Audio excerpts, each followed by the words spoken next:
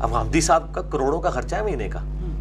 یعنی وہ پاکستان میں بھی آتے ہیں تو ان ہوٹلوں میں ٹھہرتے ہیں جن ہوٹلوں کے ایک دن کا کرایہ ہم لوگ نہیں دے سکتے، ہماری پورے مہینے کی تنخواہ اتنی نہیں ہے، تو وہ کون دے رہا ہے خرچہ؟ کچھ سرکس ہے جنہوں نے خرچہ اٹھایا ہوا ہے،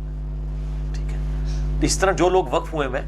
تو اس حوالے سے ان لوگوں کی خدمت کرنی چاہیے،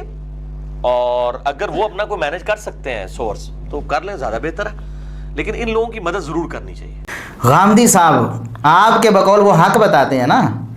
جس نے قادیانیوں کو مسلمان تسلیم کیا اور ان کا پورا زور یہ ہے کہ انہوں کو مسلمان تسلیم کرنا چاہیے، وہ آپ کے بقول حق گو ہے نا، روٹی دین سے جوڑ کر وہ حق کہہ رہا ہے، اور جو رجم کا انکار کر دے، ضروریات دین ہیں یہ ختم نبوت کے حوالے سے، اور یہ رجم کے حوالے سے رجم کا انکار کر دے، امت مسلمہ جس پر متفق ہے رجم کا انکار کر دے، وہ آپ کے نزدیک حق بول رہا ہے نا۔ بخاری و مسلم کو ویسے ہی مشکوک بنا دے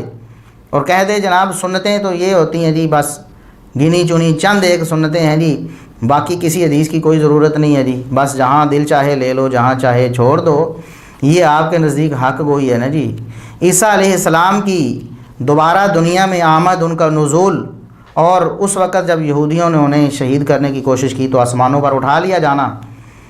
اس کا انکار کر دینا، یہ متواتر احادیث سے یہ بات ثابت ہے، قرآن کریم سے بھی متواتر احادیث سے بھی، عیسیٰ علیہ السلام کا رفع اور ان کا نزول دوبارہ دنیا میں، اس کا بھی انکار کر دیں، تب بھی آپ کہتے ہیں وہ حق کو ہے نا جی، ان کی روٹی دین سے جڑ جائے تو اچھا ہے۔ اور جو علماء صحابہ کرام رضوان اللہ علیہ مجمعین کی ناموس کا دفاع کرتے ہیں، جو علماء حدیث کا دفاع کرتے ہیں، جو علماء اجماع امت کا دفاع کرتے ہیں، اور جو علماء آپ کی گمراہیاں لوگوں کو بتاتے ہیں، آپ کہتے ہیں کہ نا نا نا نا یہ حق نہیں بتاتے، ان کی روٹی دین سے نہیں جڑنی چاہیے۔